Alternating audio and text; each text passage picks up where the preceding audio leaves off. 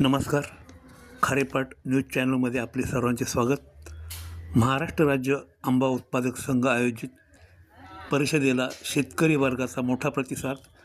आधुनिक शेती, तंत्रज्ञान आणि विकास तसेच शेतकरी वर्गासाठी सिद्धेश्वर ॲग्रोटेक प्रदर्शनात शेतकऱ्यांना मोफत भेटवस्तू, सेंद्रिय खत, भाजीपाला, फुलांचे बियाणांचे वाटप तसेच कृषी माहिती किट देण्यात आला.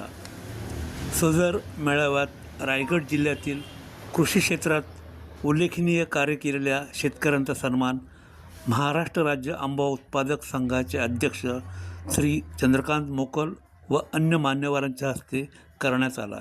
यावेळी महाराष्ट्र राज्य आंबा उत्पादक संघाचे अध्यक्ष चंद्रकांत मोकल व अन्य मान्यवरांनी शेतकऱ्यांना मोलाचे मार्गदर्शन केले. सदर कार्यक्रम पाटील ब्रदर हॉल, पांडवादेवी, पोयनाड येथे संपन्न झाला. खारेपाट न्यूज, महेंद्र म्हात्रे, रिपोर्टर.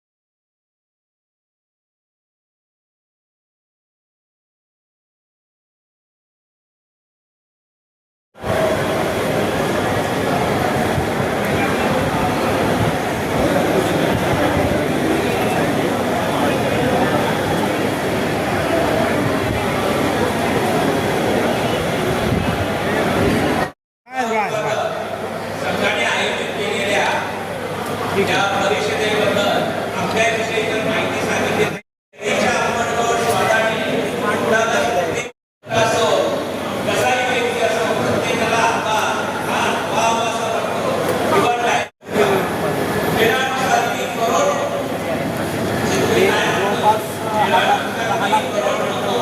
फक्त बिनमालाला भाव द्या, शेतकऱ्याच्या पिकाला भाव द्या.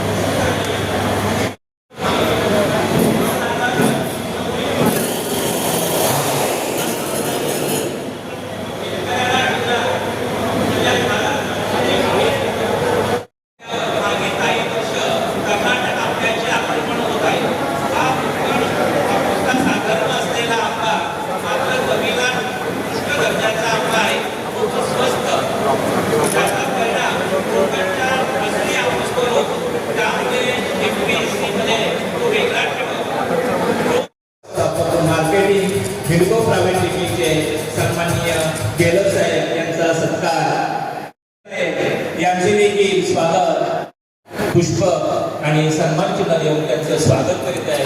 या सर्वांसाठी जोरात टाळ्या झाल्या पाहिजे. ही सर्व फार परिशाहीनं नाही कोणी अंतर तुका म्हणे तैसा सजनापासून पाहता अवगुण मिळेना.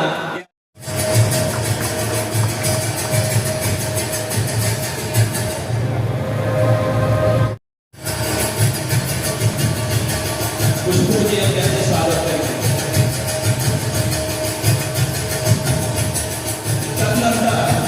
या व्यासपीठावर स्वागत होत आहे. हो जरा बाजूला. वन विकास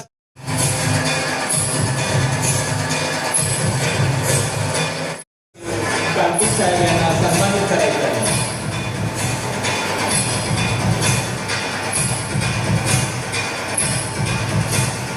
जेव्हा स्प्रेइंग करतो, जेव्हा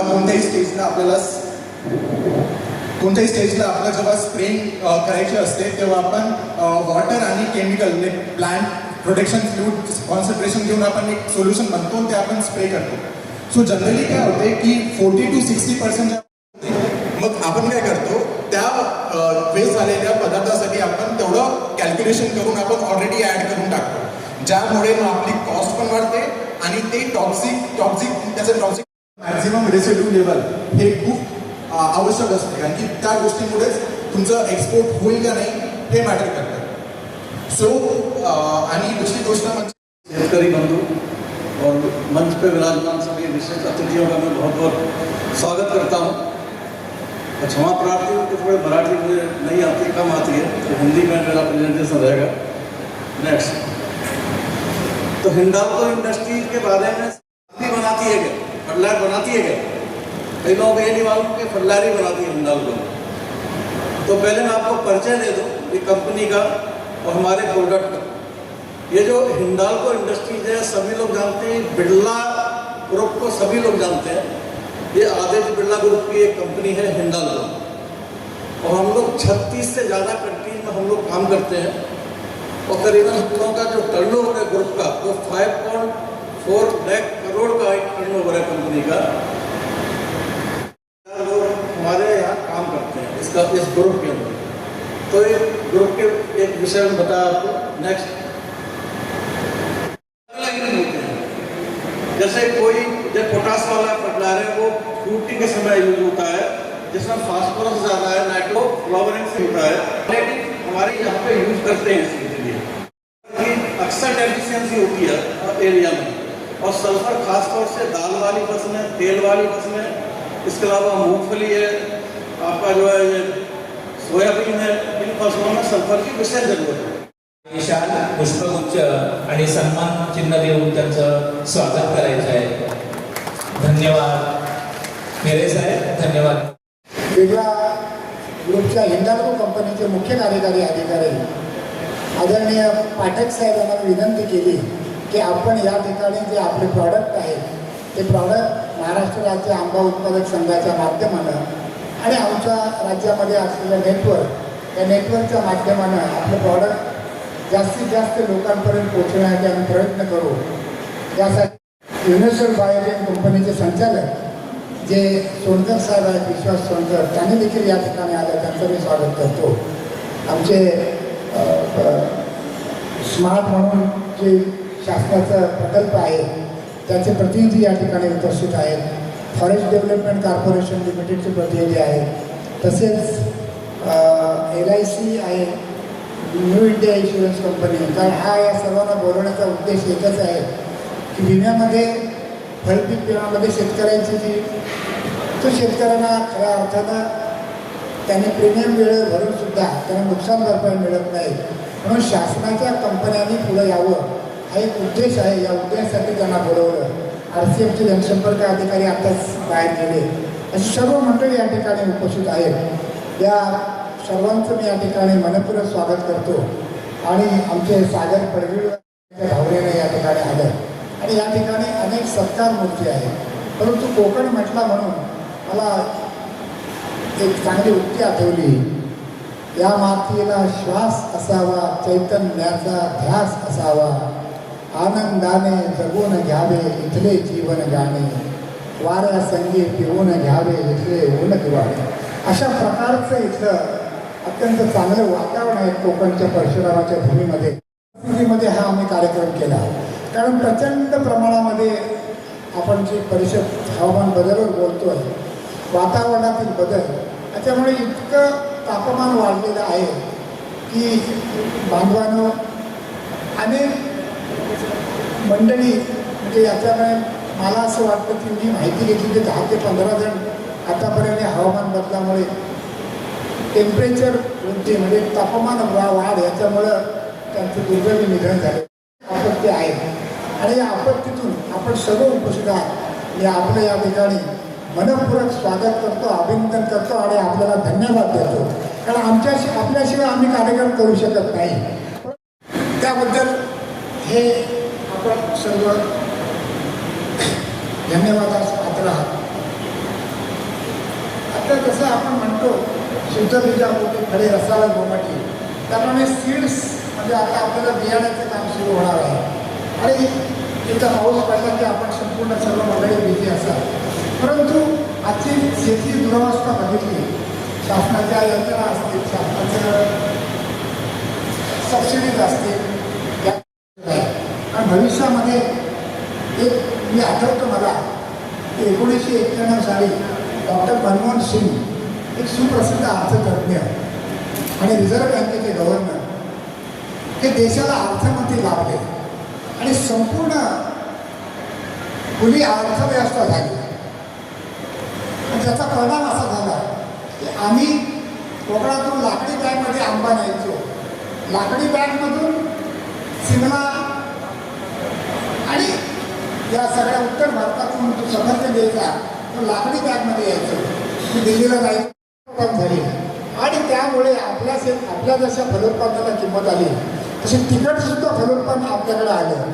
एक शेतकरी यासाठी एक चांगलं वातावरण निर्माण झालं, निर्यात वाढली.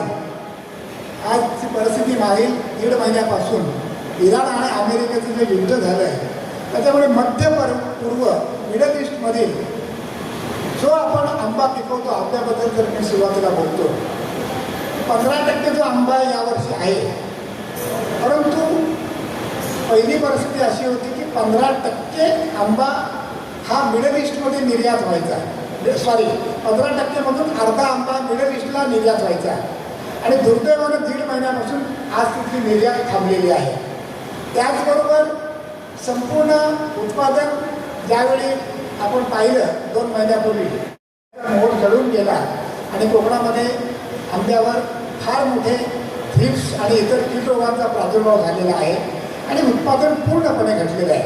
त्यावेळी महाराष्ट्र शासनानं जिल्हा अधीक्षक कृषी अधिकारी आणि डॉक्टर बाळासाहेब सावंत कोकण कृषी विद्यापीठ यांना त्यांनी आदेश दिले की आम्हाला खरा वस्तुस्थितीचा अहवाल आपण द्यावा आणि त्यांनी पण अहवाल दिला की उत्पादन अवघं 10 ते 15% येणार आहे.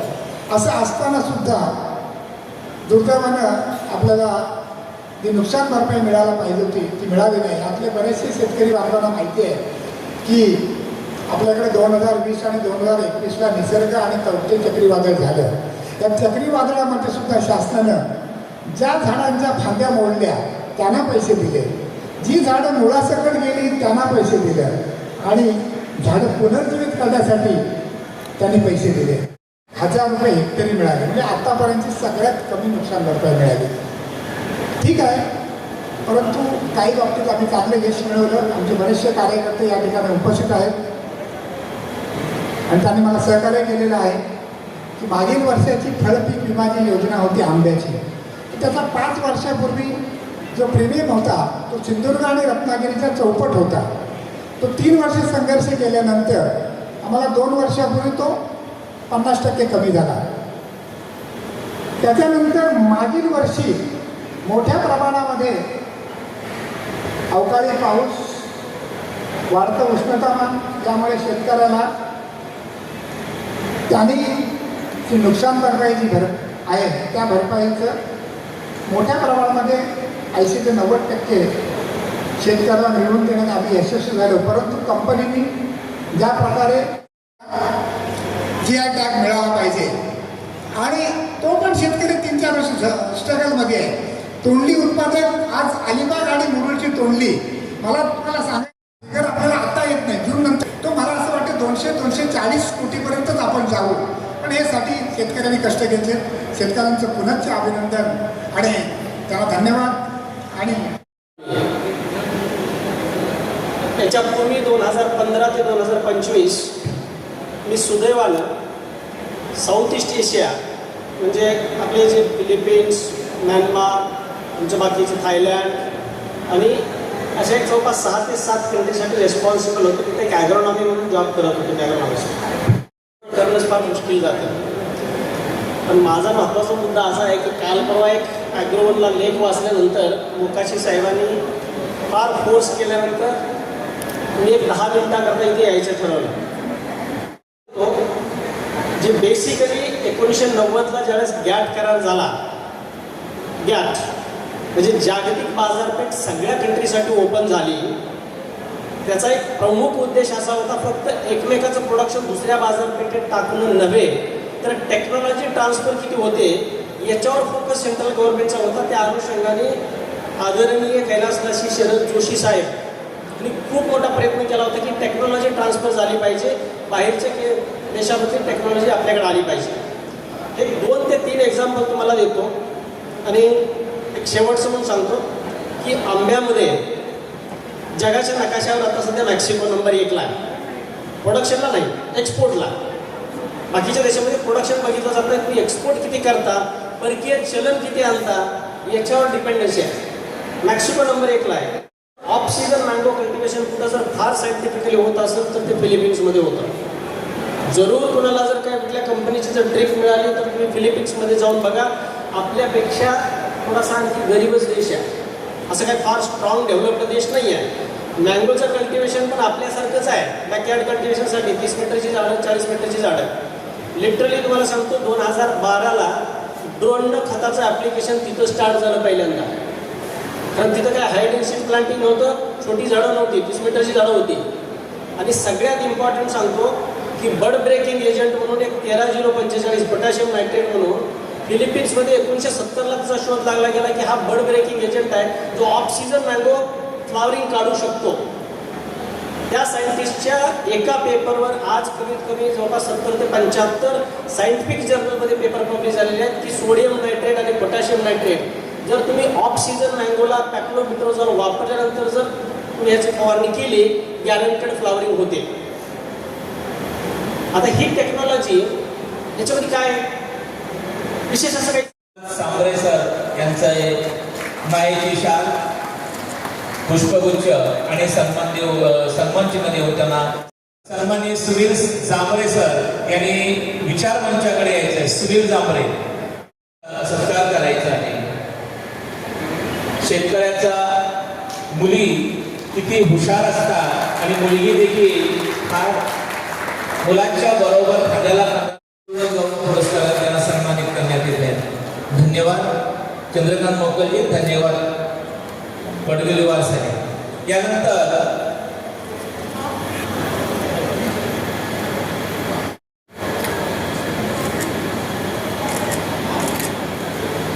कारण आपल्याकडे कमी वेळ आहे, ज्या अनेक सन्मान चिन्ह, मायेची शाल, पुष्पगुच्छ देऊन करावा, यांच्यासाठी जोरात टाळ्या झाल्या पाहिजे. श्री काशीनाथ नामदेव घोळे यांचा इथे आपल्याला सन्मान करायचा आहे. धन्यवाद.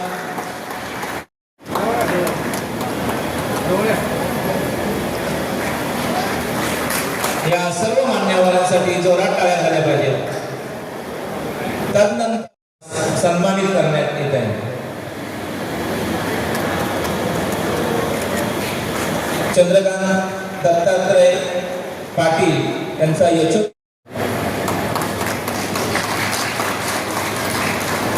तदनंतर अविनाश सीताराम पाटील नामदेव यशोदी सत्कार आणि सत्कार होत आहे. त्यांना यशोदी त्यांचा सत्कार करायचा आहे. बाबतीत आपण भारत पहिला सोन्याचा धूर विकत होता, तर त्या वेळेस अशी काय औद्योगिक किंवा सर्व्हिस क्रांती नव्हती.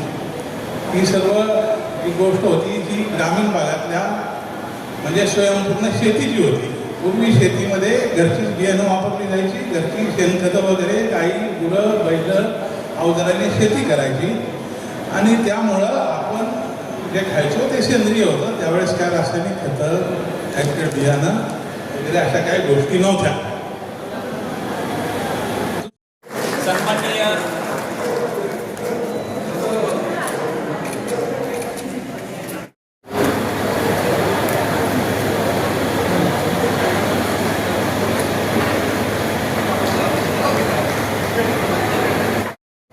हॅलो माहिती कुणीही जायचं नाही आणि कार्यक्रम संपलेला नाही.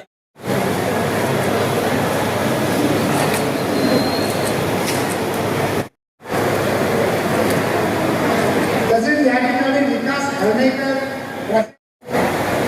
वरपचे जाधव यांनी सुद्धा या ठिकाणी उपस्थित आहेत.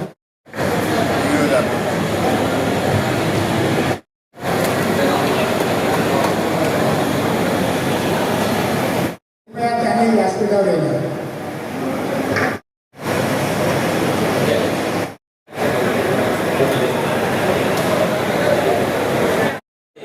यांना देखील मायेची शाल सन्मान चिन्ह देऊन सन्मानित करायचे.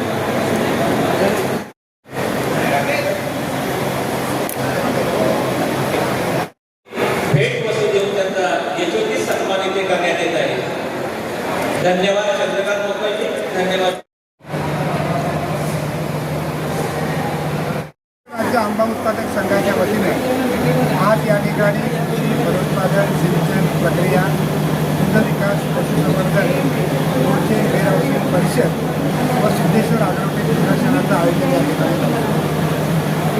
आपल्याला माहिती आहे की मागील 5-6 वर्ष जागतिक हवामान बदलामुळे कृषी फलोत्पादनातलं उत्पादन आंबा भाजीपाला फळफळावळ त्याच्यामध्ये जवळपास 60% घट होत आहे आणि 40% उत्पादन आलं. यावर्षी कर झाला, यावर्षी आंब्याचा मोरच गळून गेला, त्याचबरोबर जळून गेला आणि थ्रिप्स आणि अन्य फुलकिड्यामुळे त्या प्रमाणामध्ये रोगांचा प्रादुर्भाव झाला आणि त्यामुळे उत्पादन घटलं आणि हा विषय महाराष्ट्रभर गाजला. त्याच्यानंतर सरकारने आदेश दिले की जिल्हा अधीक्षक कृषी अधिकारी व डॉक्टर बाळासाहेब सावंत कोकण कृषी विद्यापीठ यांच्याकडून त्यांनी अहवाल मागितला की कशाप्रकारे नुकसान झालं. तर यांचा अहवालसुद्धा शासनाला गेला 15% उत्पादन अवघं आहे.